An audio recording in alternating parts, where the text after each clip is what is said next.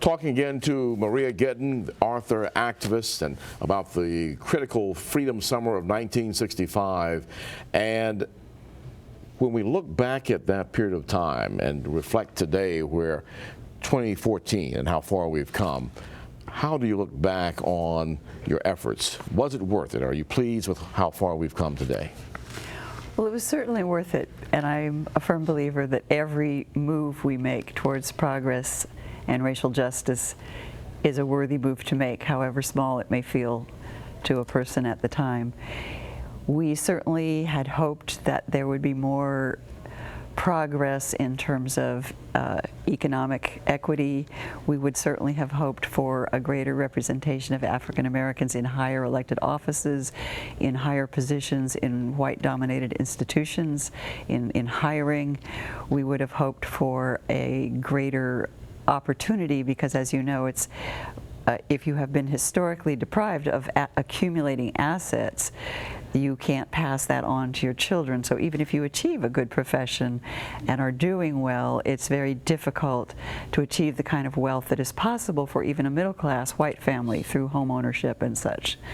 So I wish we would have achieved more. On the other hand, we have the vote, and if there's one message for anyone, black or white, to vote your beliefs, vote your values, and don't be discouraged if it feels like you are on the losing side of a battle, is making that statement and developing cogent explanations for the reasons why it's important to defeat these voter suppression laws. There's some very poor laws that are being proposed all around the country right now. And the NAACP. Are you surprised at being a fight again today? Sadly, I wish I could say I was surprised, but I've been in touch with people in the Deep South and in the segregated areas for most of my life, so I know that it's an ongoing battle. The NAACP Legal Defense Fund is doing a heroic job to work to defend the Constitution, because it isn't really about rights for other people, it's rights for all of us. None of us are free till all of us are free. And how can one get your book? One can get my book any way they like. You can go online. Fortunately, I have a very unusual name, Gitin, G-I-T-I-N, so you can simply Google me. It'll get you to several different locations. It's available on all the usual online realtors, Amazon and Barnes & Noble and such. It's available from University of Alabama Press, who published it, and it's being used right now. Historically, for the first time at University of South Alabama, is the first class, Dr. Martha Jane Brazy's class, is using it as a textbook. So it's available as a college textbook across the country, and we hope that people will pick it up for book clubs.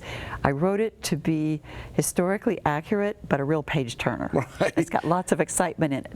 Drama, alcohol, sex, yes. You know. Well, we're so excited for you, and we're so thankful for the sacrifice you made years ago, and then now recording this history that can be a legacy and a reminder to a lot of people who don't know who all were involved and what they did to make the freedoms that we're enjoying today possible. So I thank you so much, Maria Gitin. Thank you. It was a great honor to be one of the smallest, littlest foot soldiers in the Army, and to go back and be welcomed back by these wonderful people in Wilcox County, and to be welcomed back to your show. Right. We thank you so much. We've been speaking with author and civil rights activist Maria Gitin. Please take advantage of reaching out to find out more information about the book called This Bright Light of Ours, Stories from the Voting Rights Fight. Thanks for joining us today on Speak Up. We'll see you next time.